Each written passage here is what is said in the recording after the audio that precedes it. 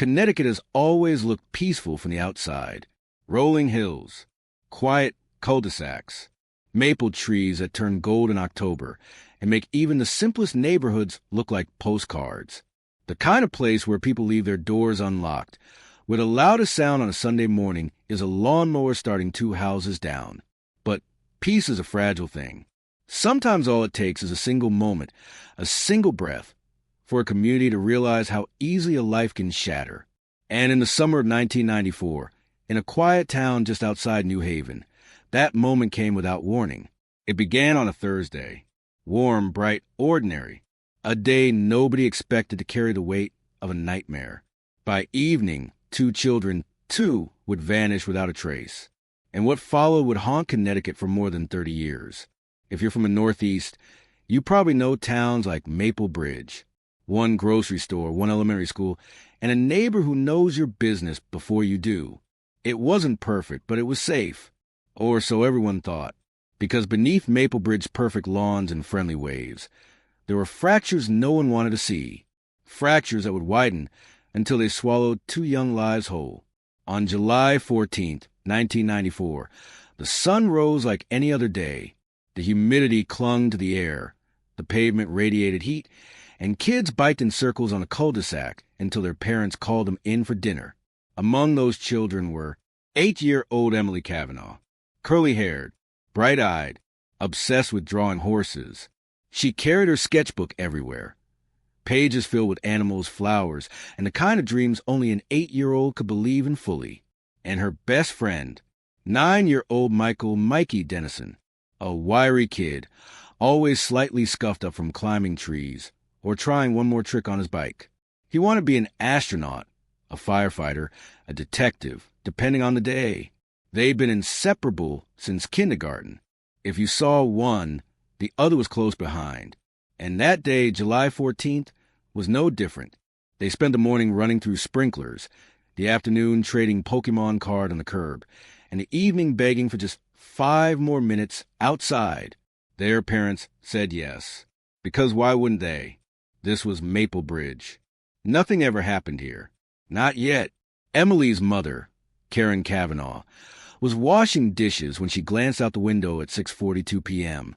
She later told police she saw Emily and Mikey sitting on the curb, talking quietly, swinging their legs back and forth. Something about it made her smile. 2 kids, 2 friends. A summer evening. Innocent. She dried her hands on a dish towel. She planned to call Emily in at 7 o'clock on the dot. Across the street, Mikey's dad, Robert Dennison, was repairing a loose latch on their garage door. He occasionally looked up, making sure the kids stayed within sight. But supervision is never perfect, and predators know that. At 6:46 p.m., just 4 minutes after Karen's glimpse, something changed. A blue sedan rolled slowly down the street. Not fast, not aggressively, just slow enough to blend in. Slow enough to seem like someone lost or looking for an address. But the kids noticed. Mikey pointed. Emily froze. Witnesses later said they saw the sedan pause near the curb. A brief conversation. The children leaning closer. Then the sedan rolled away. Not fast, but this time without them. At 7 p.m., Karen stepped onto her porch and called out, "Emily, come inside." Silence. She tried again. Still nothing. She wiped her hands on her jeans, stepped off the porch, and crossed the lawn. The curb was empty. Sketchbook gone. Backpack gone. No sign of her daughter. She assumed, hoped, they had wandered into the backyard. But every parent knows that moment. That cold slide. That instinct. That whisper. Something's wrong. She called Mikey's house. "Is Emily there?" "No, is Mikey with you?" Panic settled between the 2 mothers like fog. They checked the playground, the nearby woods, the bike path. They called neighbors, shouted down streets, knocked on doors.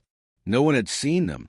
At 7:31 p.m., 31 minutes after Emily was supposed to come home, Karen dialed 911. Her voice trembled. She tried to sound calm. She tried to sound reasonable.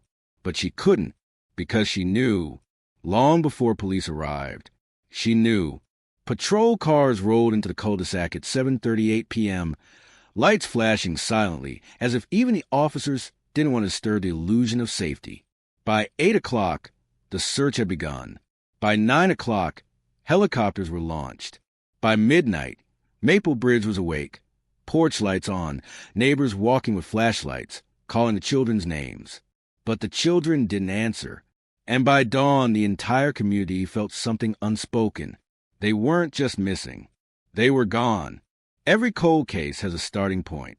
And this one began with assumption, dangerous assumption. Police initially believed the kids had wandered off into the woods. Children do that. They get lost. They get scared. They hide. For 48 hours, officers combed the forest, drained a pond, interviewed hikers, and checked abandoned barns. But they found nothing. No footprints. No fibers. No clothing. Nothing that suggested the children had ever walked into those woods. Then, slowly, the focus shifted. Cameras were brought in. Dogs were deployed. The blue sedan rumor began to spread. Witness statements were collected. And something dark surfaced. Something no one wanted to admit. Someone had taken them. Deliberately. Quietly. Efficiently. Like they had planned it. For 30 years, the story of Emily and Mikey lingered like smoke around Maple Bridge. Children grew up hearing warnings. Don't wander off. Stay where I can see you. Remember what happened in '94. Parents whispered theories outside school buildings. An unknown drifter. A traveling salesman. A runaway relative. Somebody from the town itself. Rumors turned into legends. Legends turned into myths. But there was one thing everyone believed. The truth would never come. Some cases fade because there is nothing left to uncover. And some fade because the truth hides in plain sight, waiting for the one moment, one miracle. That brings everything crashing to the surface. For Maple Bridge, that miracle wouldn't come until 2025. And when it did, the arrest would shock the entire state of Connecticut. Because the monster they'd been searching for wasn't a stranger. He was someone they all knew. Before we dive deeper into this chilling journey, take a moment to like this video if powerful storytelling and true crime-style narratives keep you engaged. It really helps the channel grow and pushes these stories to people who need to hear them. And if you're new here, subscribe so you won't miss the next parts of this unfolding mystery. Now let's continue. Before the arrest, before the twist that shattered the calm veneer of Maple Bridge, there were two children. Two small lives whose absence would echo across decades and leave a void that could not be filled. Every cold case has its ghosts. Emily and Mikey were Maple Bridge. To understand the weight of their disappearance, you have to know who they were. Not just as names on old flyers, not just black and white faces on telephone poles, but as children, real children. Loud, funny, messy, imaginative, imperfect, alive. Children who should have grown up. Children who should have had birthdays, graduations, weddings, children of their own. Children who had their entire future stolen by one person's decision. This is who they were. And this is why their story refused to die. Emily came into the world on a snowy January morning in 1986. Her mother used a joke that she arrived early because she couldn't wait to see everything. And that was Emily, always observing, always taking the world, always sketching her version of it in her little spiral-bound notebook. She carried that sketchbook everywhere. Teachers remembered Emily not for being the loudest or the smartest, but for being the kindest. The kind of child who would tie another girl's shoelaces on the playground or share her crayons with anyone who had forgotten theirs. She never liked being the center of attention, except when it came to art. When she drew, she was fearless. Her room was covered in her own drawings, horses, forests, a big sun with an exaggerated smile, and her family holding hands, sometimes with a new pet she was trying to convince her parents to adopt. Her father used to say, if Emily didn't have a pencil in her hand, check her pockets. She's hiding 3 more. Her mother still keeps that last sketchbook, the one Emily took outside with her on July 14th. It's worn now, faded, but inside the front cover, in her wobbly 8-year-old handwriting, she wrote, if you find this, I'm probably close by. Her mother can't read that line without breaking, because on that day, Emily wasn't close by. She wasn't anywhere. If Emily was a quiet dreamer, Mikey was a spark. Born in March 1985, he was a burst of energy from the moment he could walk. His knees always had fresh scrapes. His elbows always had Band-Aids. And he believed any rule that didn't make sense was optional. He was the kid who climbed the highest branch of the backyard tree even after being told not to. The kid who wanted to see what happened if you filled a water balloon with shaving cream. The kid who raced every bike, every scooter, every friend, even if no one else realized it was a race. But beneath all that mischief was a heart that surprised everyone. His teachers said he was the first to comfort a crying classmate, the first to volunteer to clean up after a mess, the first to share snacks, even his favorites. Mikey adored space. His room was filled with glow-in-the-dark stars on the ceiling, little toy rockets lined up on shelves, and a giant poster of the solar system that he memorized front to back. He once told his mother, "I'm going to be the first kid in Connecticut to go to space." She laughed. He didn't. He meant it. Unlike most boys his age, Mikey wasn't afraid to show emotion. He hugged people tightly. He cried over movies. He wrote cards for birthdays without anyone reminding him. But what he loved most, what he cherished most, was Emily. Not romantically. They were children, but deeply, purely, the way kids love when the world hasn't taught them to be guarded. If Emily was drawing, Mikey was beside her. If Mikey found a bug or a frog or a weird rock, Emily was the first person he showed. They were a pair, a unit, and for Maple Bridge, it made the tragedy hit twice as hard. Because losing one child is unthinkable. Losing two, together, felt like the world was collapsing. People often talk about victims as if they appear the day they vanish. But the reality is, victims have entire lives before tragedy touches them, and families have entire futures stolen. To understand how the disappearance tore Maple Bridge apart, you have to understand who the Kavanaughs and the Dennisons were. Not perfect families, not saints, just people, ordinary, loving, flawed, hopeful, whose worlds were about to break. Karen and Thomas Kavanaugh met in community college. She was studying early childhood education. He was training to be an auto mechanic. They married young, moved into a cozy two-story home, and planned on having 3 kids. They had only one. Losing Emily didn't just break Karen. It rearranged her. She went from being the cheerful PTA volunteer to the withdrawn mother, whose eyes always seemed to be searching for something that wasn't there. For years, she kept Emily's room untouched. Not a blanket folded. Not a toy moved. The police eventually asked if they could enter to gather evidence. Karen refused. She said, "Her room is the only place I know she definitely existed. Please don't change it." Thomas responded differently. He threw himself into work. Long hours, overtime, double shifts. Busy hands were easier than a quiet house. But grief doesn't leave when you ignore it. It just waits. And when it returned, it did so with the force of storm. The Kavanaughs' marriage strained. They separated in 1999, divorced in 2001. But on the anniversary of Emily's disappearance, they still met at the small memorial garden near the playground. Every year, without fail, if the Kavanaughs fractured quietly, the Dennisons shattered loudly. Rebecca Dennison became an advocate, appearing on news programs, organizing search teams, printing flyers at her own expense, refusing to let the case die. She told reporters, "As long as I'm alive, people will know my son's name." And she kept that promise. For decades, Mikey's father, Robert, dealt with guilt in a way that hollowed him out. He was a good man, a strict but loving father. But something broke inside him the moment he realized he had been just feet away when Mikey disappeared. He blamed himself.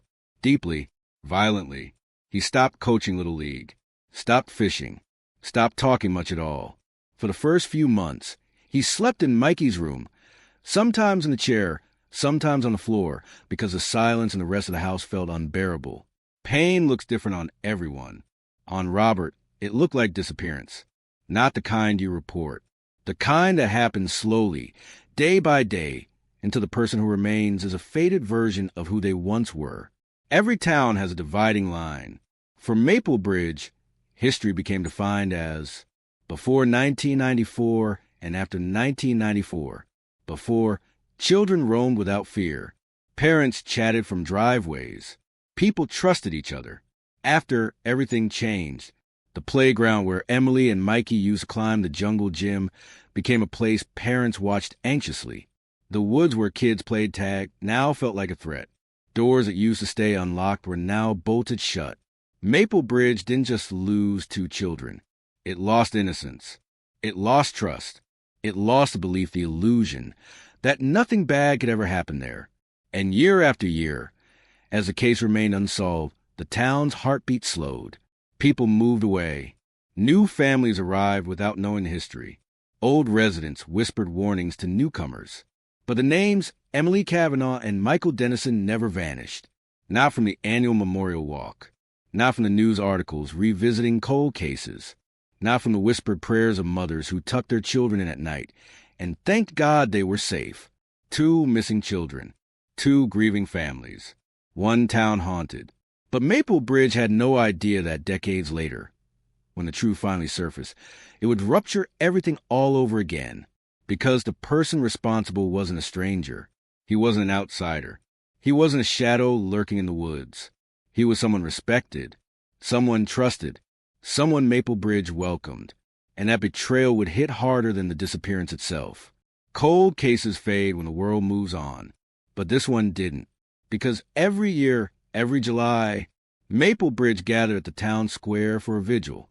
Candles lit, names spoken, prayers whispered. The Kavanaughs stood on one side, the Dennisons on the other, separated by grief, united by loss. Children who became adults brought their own children to learn about the 2 friends who vanished long before they were born. Journalists kept coming back. Detectives never fully let go. Retired officers still kept boxes of notes in their basements. Because something about the case never sat right. It didn't feel like a random abduction. It didn't feel impulsive. It felt planned, calculated, intentional. And Maple Bridge lived with the dread that whoever took those children was still walking among them. But the truth wasn't ready to surface.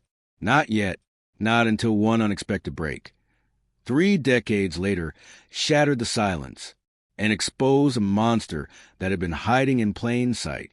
July 14th, 1994 started like any other warm Connecticut summer day. The air smelled like cut grass and sunscreen. Sprinklers clicked rhythmically across front lawns. Kids ran barefoot across driveways. Scooters clattered. Parents talked from porches. There was nothing unusual about the morning. Nothing ominous. Nothing that warned anyone that Maple Bridge was about to enter its darkest chapter. Emily finished her breakfast early. She was excited. Her mother had given her permission to walk to the park with Mikey. It was only 4 blocks away, and they'd done it dozens of times before.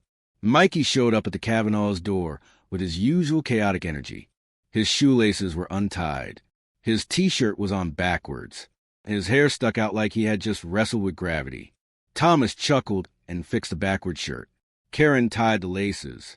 Both parents watched the kids run down the sidewalk, sun hitting their backs.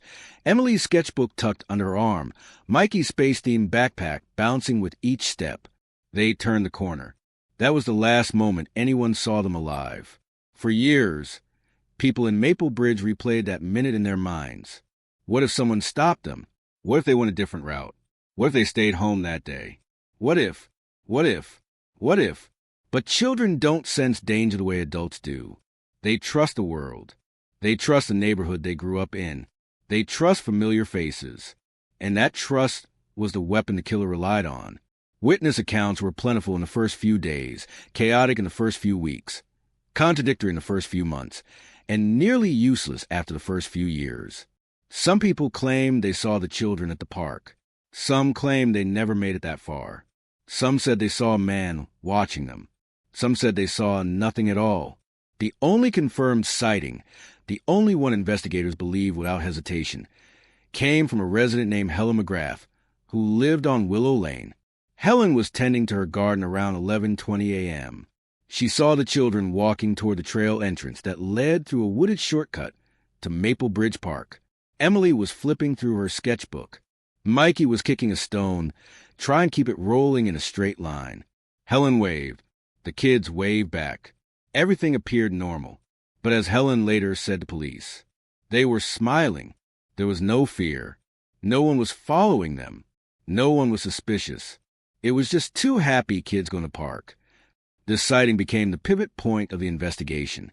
It placed the children at the start of the wooded path. It placed the last moment of normalcy. After that, the woods swallowed their trail. And no one else came forward with anything reliable. 2 children, 2 backpacks, 1 summer day. And then, nothing. The children were supposed to come home for lunch. When they didn't, Karen wasn't immediately worried. Emily often lost track of time when drawing. Mikey often ignored the clock entirely. But by 1 p.m., she felt uneasy. By 1:30, she was pacing. By 2 o'clock, she called the park. No sign of them.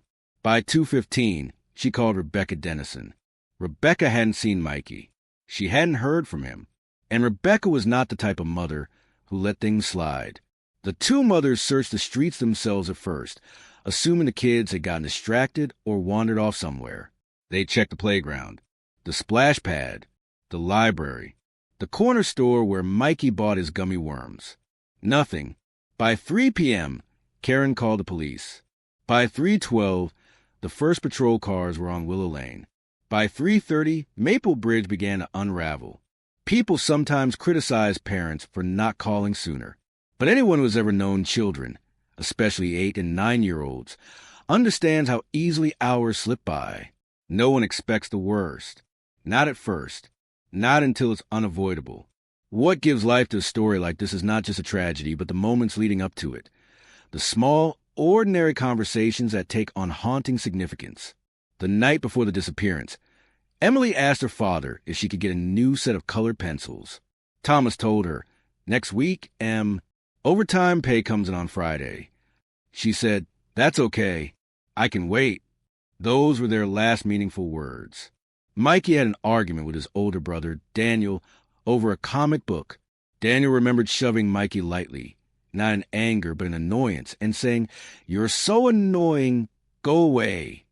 It haunted Daniel for years, even though he was just a kid himself, even though they fought all the time, even though brothers argue.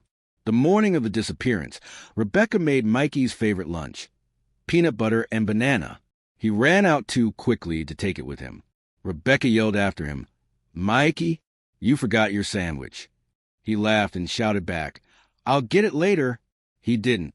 Every parent in Maple Bridge internalized these final moments.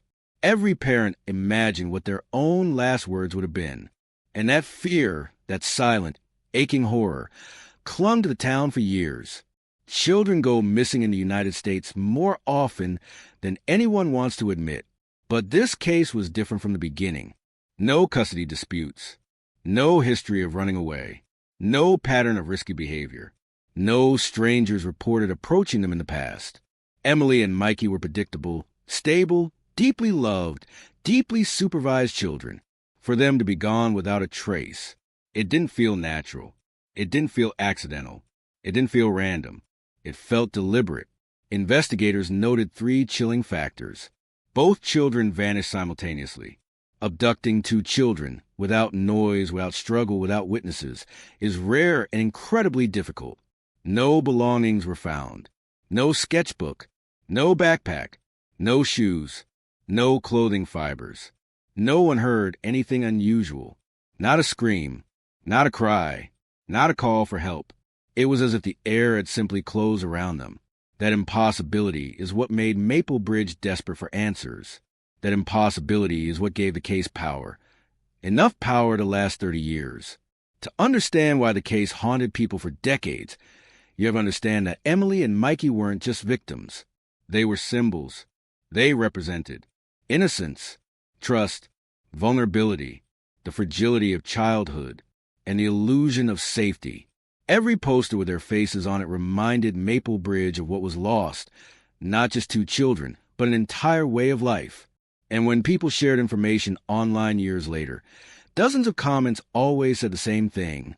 This case stayed with me, because it didn't feel like a crime that belonged to one family. It felt like a wound that belonged to the entire town. People grew up remembering them. People passed the story to their children. People kept their names alive. They were Maple Bridge's lost children, and that identity would shape the investigation for decades to come. Children vanish every day, but something about Emily and Mikey struck a deeper nerve. Part of it was the way they disappeared together, walking side by side into woods like they always did. Two best friends, inseparable since kindergarten. Their friendship had an almost storybook quality. Emily, the quiet artist. Mikey, the wild explorer. Opposites, yet perfectly paired. There was no jealousy, no rivalry, no drifting apart as they grew. They were the kind of friends who finished each other's thoughts and communicated in glances. The kind of friends who planned to live next door to each other when they were grown. They had secret handshakes, secret hideouts, secret plans for the future. And when they walked that path together, the idea that either of them would abandon the other was unthinkable. Even in fear, even in danger, investigators believe Emily and Mikey stayed together. That bond was so strong that neighbors often assumed they were siblings. They argued like siblings, protected each other like siblings, looked out for each other like siblings. It was that closeness, that innocent loyalty, that made their disappearance feel like a personal loss for everyone who knew them. One of the hardest parts of a cold case involving children is the way time keeps moving even when they don't. Every year, Maple Bridge held a vigil. Every year, people imagined who Emily and Mikey would have become. Would Emily's art have taken her places? Would she have painted murals, entered galleries, become an illustrator or designer? Would Mikey have followed his dream of space? Would he have studied engineering, become a pilot, joined NASA? Would they still have been friends as adults? Would they have married other people, moved away, come back for holidays, laughed about childhood memories at reunions? These questions tormented those who loved them because they were unknowable, yet impossible to ignore. When children disappear, their futures disappear with them. Every possibility collapses. Every dream evaporates. Every milestone becomes a ghost. Emily and Mikey should have grown up. They should have lived full lives. They should have been more than the mystery they became. But life ended for them in 1994. And Maple Bridge carried the ache of that unfinished story for 30 years. There were many reasons detectives never let this case go. The lack of evidence, the lack of closure, the way the scene made no sense. But emotionally, the reason was simpler. These were good kids. There was nothing dark about their lives. No secrets, no complications, no hidden troubles. They were innocent, purely, painfully innocent. Detectives who worked the case reported keeping the children's photos on their desks years after retiring. Not because they couldn't move on, but because they refused to.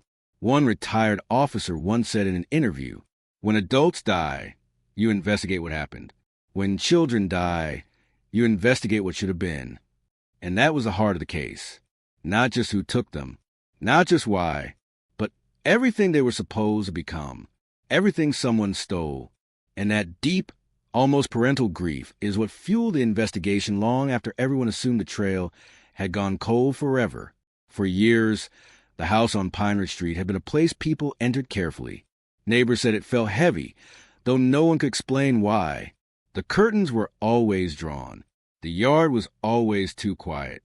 Even the dogs in the area avoided the fence line. Inside that house, Jeanette carried her secrets the way some people carry wounds. Quietly, carefully, hoping no one would notice she was hurting. Her husband, Mark, had a way of filling every room without raising his voice. He didn't need to shout. His silence did the shouting for him. His glances carried warnings. His footsteps could turn a peaceful evening into a night she prayed would pass quickly. And Jeanette, she had learned to live small. She walked softer. She spoke gentler. She apologized more than she breathed. The worst part? She truly believed that keeping quiet protected everyone else, her students, her colleagues, her family. She thought absorbing the pain alone made her strong. She thought enduring made her noble. But children notice more than adults realize. One evening, a little girl in her class looked up at her and said, "Miss Ralston, why are your eyes sad?" Jeanette smiled. She always smiled. But that night, when she went home, she stared at her reflection longer than usual. She didn't look like the woman she once was. She looked like someone dimmed, someone fading. Something had to change. And for the first time in years, Jeanette felt a spark of truth rising in her chest. She deserved more than survival. She deserved safety. But in that house, behind those walls, truth was dangerous. And the moment she decided she wasn't going to be silent anymore, the story took a turn no one saw coming. It began on an ordinary Thursday. Jeanette stayed late at school, finishing report cards and wiping down the tiny desks decorated with stickers and pencil scratches. Staying late had become her sanctuary. Those extra hours gave her peace before stepping back into the house, where peace never seemed to live. But that night, she walked into something different. The front door wasn't closed fully. A thin line of warm light spilled into the hallway. She pushed it open gently, her heart tightening the way it always did when something felt off. "Mark," she called. No answer. She stepped into the living room and froze. Mark was sitting on the couch, hands clasped, elbows on his knees, staring at the floor. Not angry, not shouting, not pacing, just still. Stillness was worse. "I saw your drawer," he said quietly. She felt her breath stop. Her journal, the one she kept hidden behind winter sweaters. The one where she had finally written everything down. Every bruise, every fear, every humiliating moment she had survived. He had found it. Her pulse hammered so loudly she could hear it echoing in her ears. "You think people will believe you?" he asked. "You think anyone will see me as the monster you wrote?" He lifted his head, and there was something in his eyes she had never seen before, a coldness that didn't bother pretending anymore. "I've given you everything," he said, "and this is what you do." Jeanette didn't speak. She knew words wouldn't calm him now. Words had never protected her before. But something inside her shifted. She wasn't the same silent woman she had been a year ago, or even a week ago. Writing her truth had done something she didn't expect. It reminded her she still had a voice. "I don't belong to you," she whispered. Mark stood slowly, too slowly. "You belong to me," he said. "You always have." And just like that, the night turned dangerous.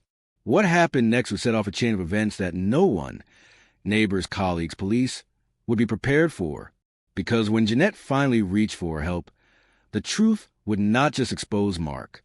It would expose everything the house had been hiding for years. Jeanette backed away from him slowly, her hands trembling so hard she had to curl them into fists to hide it. Mark's footsteps followed hers, steady, unhurried, confident. He knew the house better. He knew her fear better. "Where are you going?" he asked softly. Too softly.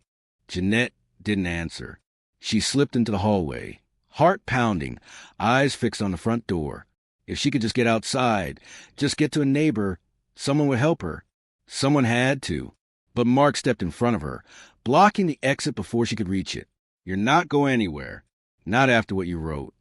Her journal, those pages that were supposed to save her, might now cost her everything. She felt her throat tighten, tears pushing against her eyes, but she blinked them back. She knew crying made him angrier. "Please move," she whispered. No. Her legs felt weak beneath her, but she forced her body to turn toward the kitchen. She needed something, a barrier, a weapon, a phone, anything. Mark followed close behind, still talking, voice rising now, trembling with betrayal and rage. "You made me look like some kind of monster," he said. "After everything I've done for you." Everything he's done to her, she corrected silently. In the kitchen, she spotted her phone on the counter. She must have dropped it there earlier when she rushed out for work. She took a step toward it. Then another. Mark's eyes followed her movement. "Don't," he warned. She lunged for the phone. Mark grabbed her wrist, squeezing until her fingers spasmed and the phone slipped from her hand, skidding under the kitchen table. He shoved her backward. Not hard enough to knock her down, but hard enough to remind her who was stronger. "You think you can call someone?" he said. "And tell them what?" "Lies." Jeanette swallowed hard, her voice barely a breath. "They're not lies." Mark stared at her with disbelief, real disbelief. as if the idea that she could accuse him of anything was too absurd to process. "You're my wife," he said. "You're supposed to protect me." Something broke inside her then. Not fear, not pain, but the last piece of silence she had ever held on to. "I'm protecting myself," she said. Those 4 words changed everything. Mark's expression shifted from shock to fury. And for the first time, he realized Jeanette wasn't afraid of him in the same way she used to be. She took a deep breath and stepped backward toward the table, toward the phone still lying on the floor. Every movement was careful, deliberate. Mark took a step forward. That was when Jeanette made the choice that would alter the fate of the entire investigation. She screamed, a sharp, desperate scream that sliced through the house like glass. The neighbors would later say they heard something unusual that night, but not enough to understand what it really was. Not enough to save her. But it was enough to put suspicion in the air. The first crack in the wall of silence around Jeanette Ralston's life. The crack investigators would follow years later. The scream shattered the air, then vanished just as quickly. Mark rushed forward, grabbing her shoulders, hissing at her to be quiet. But Jeanette had already made up her mind. She twisted out his grip, this time faster, fueled by adrenaline, and dove the phone under the table. Her fingers brushed it. Mark yanked her backward by her shirt, lifting her off balance. She hit the floor hard, her shoulders slamming against the cabinet. The pain shot down her arm, but she didn't stop reaching. The phone was her only lifeline, and she needed the world to hear her. She grabbed it again, this time firmly, scrambling to her knees. Her thumb slid across the crack screen. She didn't have time to dial. She didn't have time to think. Her instinct took over. She hit record instead of call. Her voice trembled as she spoke, barely more than a whisper, while Mark shouted behind her, "Mark, please, you're hurting me." The rest became chaos. The sound of the struggle, his voice, her cries, the thud of something falling, were all captured. No images, just audio. Raw, messy, terrifying audio. The phone recorded for 2 minutes and 13 seconds. Then the screen went black. Mark snatched it from her hand and threw it against the wall. The device shattered, pieces scattering across the kitchen tile. "You did this to yourself," he said through clenched teeth. But Jeanette wasn't listening to his voice anymore. Her eyes were fixed on the small crack where a piece of phone had slid underneath the refrigerator. So small Mark didn't notice it. She didn't know then that it would survive. She didn't know it would matter. She didn't know that in the ruins of that moment, she had left behind the one thing that would expose him years later. Because the broken sliver under the refrigerator wasn't just a piece of plastic. It was a SIM card tray, with the SIM card still intact. And the recording? It saved automatically before the phone died. That tiny card would outlive the house, outlive the silence, outlive even Mark's lies. But that would come much later. For now, the aftermath unfolded quietly, too quietly. Mark didn't kill her that night. He didn't need to. Fear did its job. The next morning, Jeanette went to work with makeup, covering a bruise at her jawline, and a long-sleeved blouse hiding the marks on her arm. No one questioned her. Not really. They admired her for being strong. They assumed she was tired. They assumed she was stressed. Assumptions are how people disappear in plain sight. At school, she smiled at her students. She wrote 2 birthday cards. She corrected homework. She even told another teacher she planned to repaint her classroom over the weekend.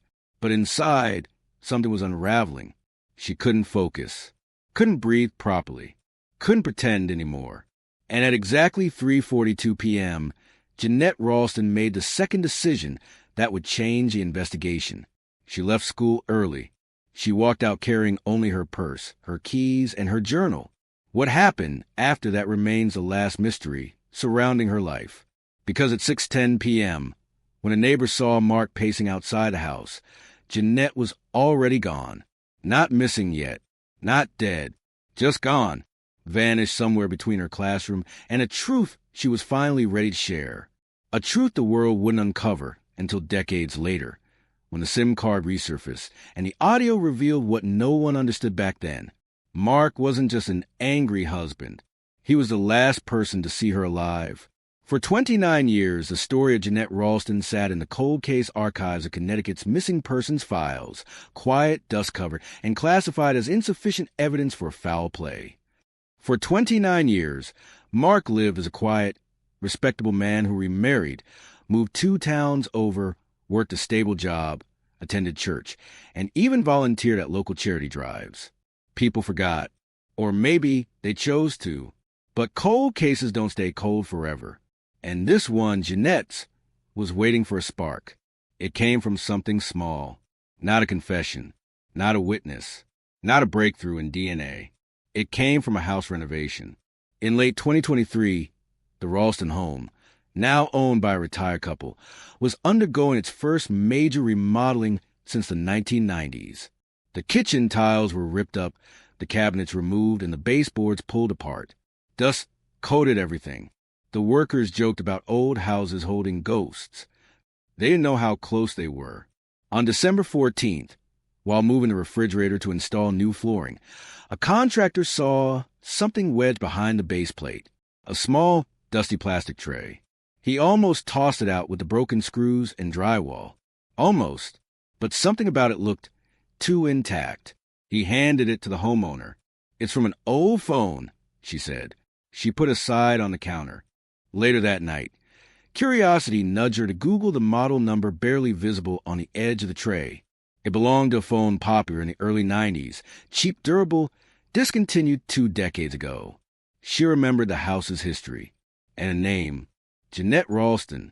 That night, she called the police. What happened next would reopen the case, and reopen wounds the town thought had healed. The forensic lab almost dismissed it. After all, SIM cards from the 90s were primitive, often unreadable after years of environmental exposure. But this one miraculously booted up. It took several hours to extract the data. An officer watching the process later said the room had turned so silent you could hear the hum of the computer. When the audio file appeared, only 133 seconds long, the technician assumed it was corrupted until he hit play and heard a woman's voice and a man shouting, and the unmistakable sound of a struggle. The lab technician froze, hands still hovering over the keyboard. He listened to the entire recording twice before calling in his supervisor, who listened to it 3 times. By morning, the entire cold case unit was awake and reviewing evidence they hadn't touched in decades. Jeanette's bruises, her journal entries, Mark's alibis, the neighbors' vague reports of raised voices, the fact that her disappearance fell just days after she confided in a co-worker that she was ready to make a big change. The recording wasn't proof of murder, but it was the first undeniable evidence that Jeanette had been harmed, and that Mark had lied. Everything the investigators once lacked was suddenly in their hands. The cold case wasn't cold anymore. 2 detectives, Marla Henderson and Ezra Lowe, took over the reopened case. They were known for their patience, precision, and relentless pursuit of truth. On January 3rd, they knocked on Mark's front door. He was older now, white hair, a slight tremor in his left hand, a man who looked like anyone's polite grandfather, except for the moment he saw their badges. Something dark flickered in his eyes. "Is this about Jeanette?" he asked. Detective Henderson nodded. "We've come across new evidence." Mark swallowed. "After all these years?" "Yes." He tried to smile, but the muscles of his face didn't move naturally. They twitched, pulled, strained. "Of course," he said. "Anything to help." But his hand shook as he invited them in. Detective Lowe noticed, and so did Henderson. They took a seat, and Henderson placed a small recorder on the coffee table, not unlike the size of the phone Jeanette would have used. Mark stared at it. His eyes didn't leave it. "Mr. Ralston," Henderson said, "when was the last time you saw your wife alive?" Mark hesitated. A long, suffocating pause. Then finally, I don't remember." He said like a man stepping toward the edge of a cliff. Detective Lowe leaned forward. "We have an audio recording," he said carefully, "from the night she went missing." Mark's heartbeat visibly quickened. His chest rose faster. His fingers curled against his knee. A recording?" "Yes." They didn't play it. Not yet. They watched his reaction instead. Mark stood abruptly, pacing the room with short, frantic steps. I don't know what you're talking about, he said. I have nothing to hide. But the shift had already happened. The fear, the panic, the unraveling. For the first time in almost 3 decades, the facade cracked. The detectives excused themselves moments later, ending the interview without conflict. It was strategic. They had seen enough. Mark Ralston was afraid, and fear makes mistakes. The investigators left the house, knowing something monumental. Mark had expected the past to stay buried. Now it was clawing its way back. With the recording authenticated, Jeanette's journal admitted into evidence, and new behavioral indicators from the interview, detectives petitioned the court for a search warrant. Judge Nielsen signed it in less than an hour. The raid on Mark's home happened at dawn. The community would later say they'd never seen that many police vehicles on their street before. Neighbors stood at their windows. Children whispered, and Mark, standing on his lawn in slippers and a robe, looked confused, disoriented, and furious all at once. "What is all this?" he asked, voice shaking. Detective Henderson stepped forward.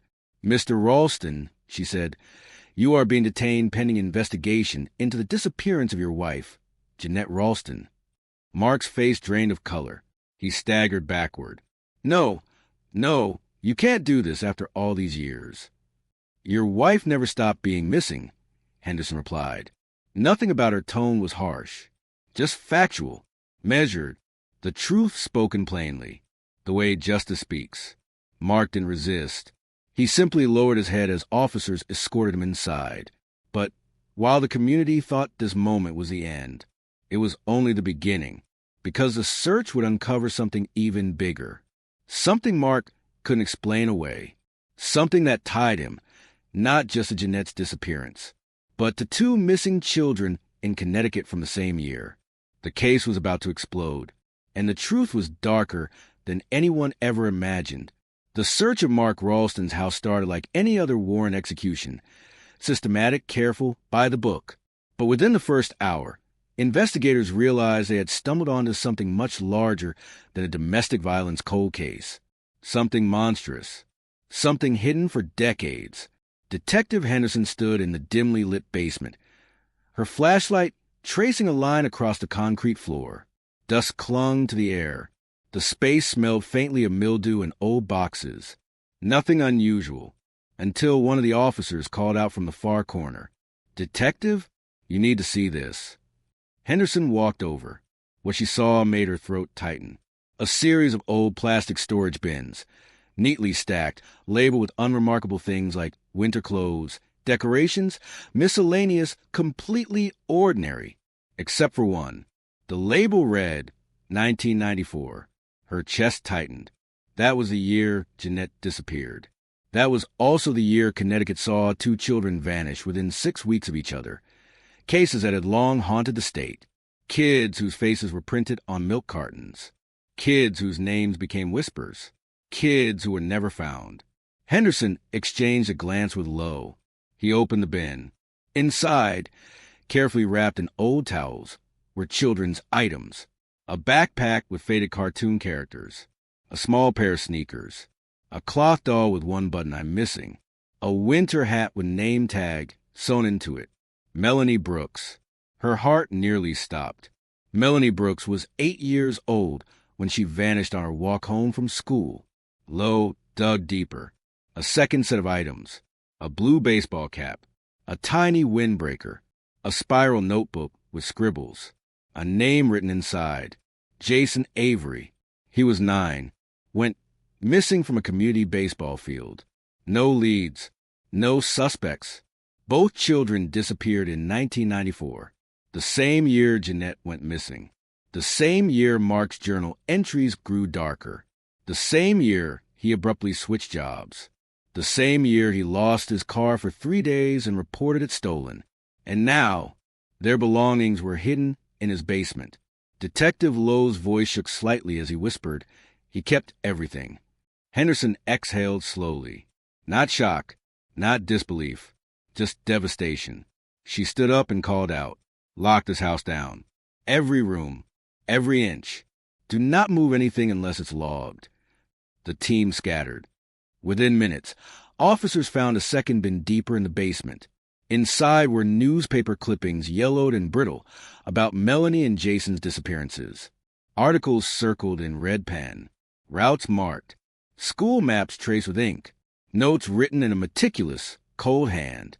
And at the bottom, a Polaroid camera, with a single undeveloped film pack still inside. That was enough. That was everything.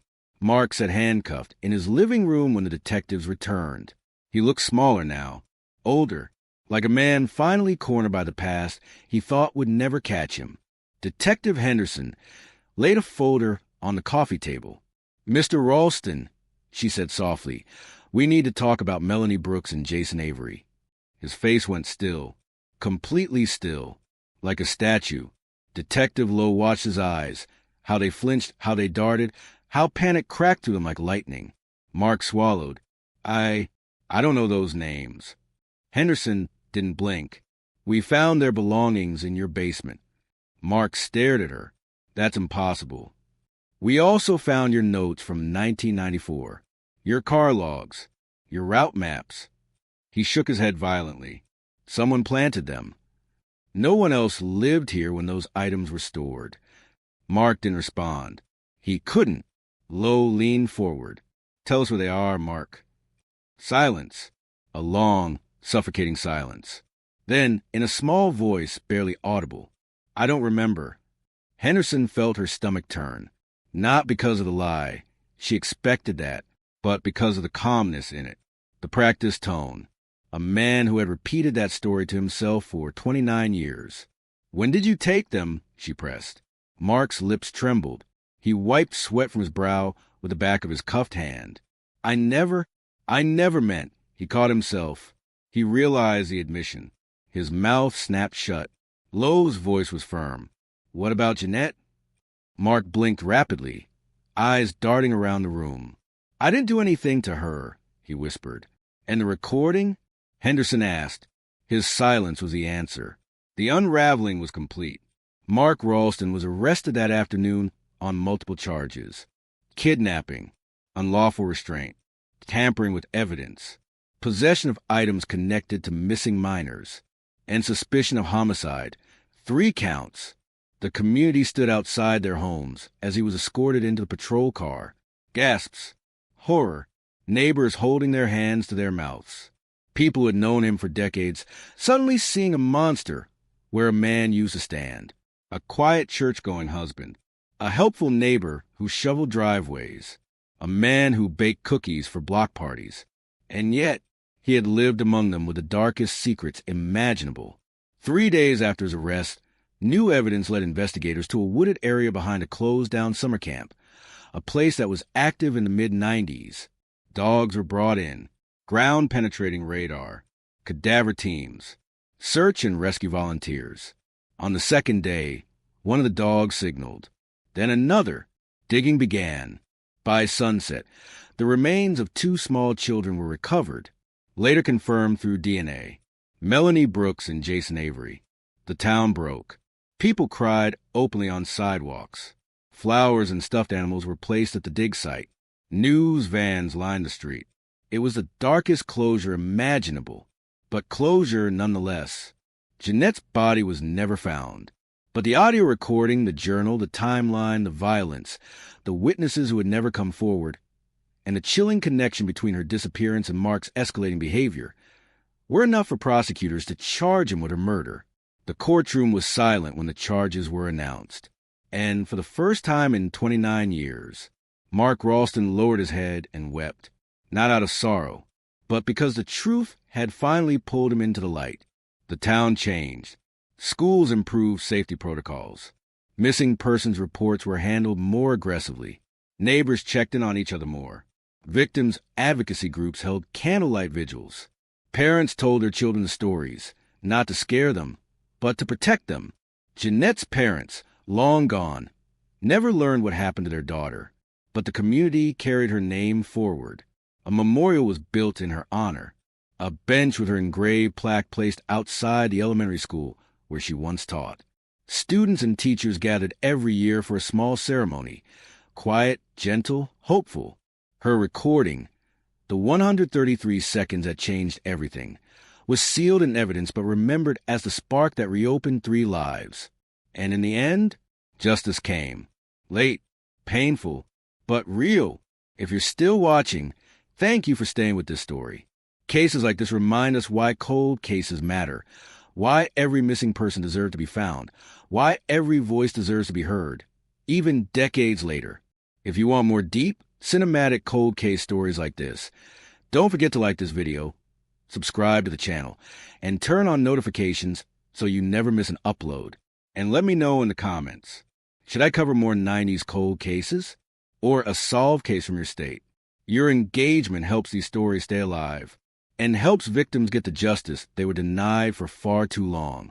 Some stories fade when the cameras stop rolling, but this one stayed. It lingered in the corners of people's minds, in the quiet spaces between conversations, in the way parents held their children a little tighter at night. Cold cases don't just reopen files. They reopen wounds. They reopen truths. They reopen the question, how many warnings did we miss? And in the story of Jeanette, Melanie, and Jason, the reflections that followed were heavier than any courtroom sentence. For the people of Crestwick, Connecticut, the events of 2024 became a dividing line. Before the truth, after the truth. Before, Mark was the neighbor who waved from his lawn. After, he became a chilling reminder that danger doesn't always wear a stranger's face. Before, Jeanette was the quiet wife who ran off. After, she became the symbol of a woman unheard, unseen, and unprotected. Before, Melanie and Jason were the kids on lost posters. After, they were finally brought home. Small towns pride themselves on knowing one another, on familiarity, on safety, on predictability. But Crestwick learned a painful lesson. Evil doesn't always lurk in the woods. Sometimes it sits at the dinner table. Neighbors replayed old memories. The night Mark yelled in the driveway. The time Jeanette wore dark glasses to church. The way Melanie's mother always said her daughter was never scared of strangers, but scared of one house on the block. Pieces that didn't make sense alone formed a horrifying picture in hindsight, and the town promised itself this. Never again. Never ignore the signs. Never assume silence means nothing is wrong. Detective Henderson, who had seen countless cases come and go, held a press conference just days after sentencing. Her voice didn't waver. Jeanette deserved to be believed in 1994, she said. She wasn't. Journalists paused. No scribbling. No typing. Just silence. Henderson continued. This case shows us how easily victims are dismissed when the world thinks their abuser is a good man. We let charm blind us. We let reputation silence us. Never again. It was more than a statement. It was a challenge. The interview aired on every major local network. Some said it was the most honest reflection they had heard from law enforcement in years. Teachers at Crestwick Elementary created a new policy. Every child gets a check-in. Every year. Every grade. Counselors were trained to spot emotional changes. Students learned how to report uncomfortable situations. Parents attended workshops about recognizing signs of grooming and abuse. Melanie and Jason's names were never used in class, out of respect, but their legacy transformed the school for the better. And Jeanette's bench became a place where students sat to talk, to breathe, to seek comfort. Her story became a reminder of kindness, courage, and the importance of speaking up when something feels wrong. Melanie's mother, now old and frail, stood at the memorial service with trembling hands. Reporters approached her gently. "What do you want people to remember?" One asked. She looked at the sky, eyes wet, and whispered that my daughter was kind, that she loved ladybugs, and that she knew she was found. Jason's older brother spoke later. He said, "For 30 years, I wonder if he was scared, if he thought we forgot him. I know now we brought him home. That's all we ever wanted." Their words broke hearts across the state, because closure doesn't erase grief. It only gives it somewhere to rest. Court documents, psychological evaluations, and past records painted a disturbing picture of Mark. A man who hid his rage behind charm. A man who controlled everything, his wife, his routines, even the narratives people believed about him. A man who, in moments of powerlessness, lashed out at the most vulnerable. His arrest made people ask, how many Mark Ralstons walk unnoticed among us? The answer was sobering. More than we think. Not all commit crimes. Not all hurt children. But many hide darkness behind respectability. And that's why awareness matters. Why listening matters. Why believing victims matters. Though Jeanette's body was never recovered, her story shook the foundations of how Creswick viewed domestic violence. A fund was created in her name. Her parents' old house became a community refuge center. A hotline was established, the Jeanette Line, and within months, over 200 local women had reached out for support. For the first time, people understood she wasn't a woman who left. She was a woman who fought to survive. And even in death, she saved lives. Her journal, once hidden, became a powerful tool for police training programs, teaching officers how to see the red flags they once overlooked. Her voice, captured in those 133 seconds, became a call to action for communities everywhere. She was gone, but she refused to be silenced. Cold cases aren't just criminal puzzles. They're reminders of fragility, of danger, of hope. In this case, Connecticut 1994 became one of the most studied solved cases in the state for several reasons. 1. Violence hides in plain sight. 2. Children often recognize danger adults overlook. 3. Evidence doesn't disappear, it waits. 4. Communities must be brave enough to question their own assumptions. 5. Justice can come late, but it can still come. It's easy to ignore discomfort. It's easy to believe the best about the people around us. It's easy to assume tragedies just happen. But the truth is harder. Evil thrives in silence, and silence is a choice. This case pushed an entire town and thousands of viewers across the country to reflect on the uncomfortable questions.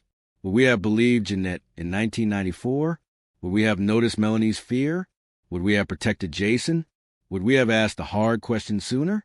Reflection isn't about blame. It's about responsibility. If you're still listening to this story, thank you. Cold cases are not just mysteries. They're pleas for awareness. If this story moved you, even a little, help me continue sharing these powerful cases by liking this video, subscribing to the channel, and leaving a comment. Tell me, which cold case from the 80s or 90s should I cover next? Is there a case from your hometown you want light brought to? Your engagement helps these stories reach more people. And sometimes awareness is the missing piece that finally brings justice home. Thank you for watching. Thank you for caring. Thank you for remembering Jeanette, Melanie, and Jason. And until the next story, stay safe, stay aware, stay kind.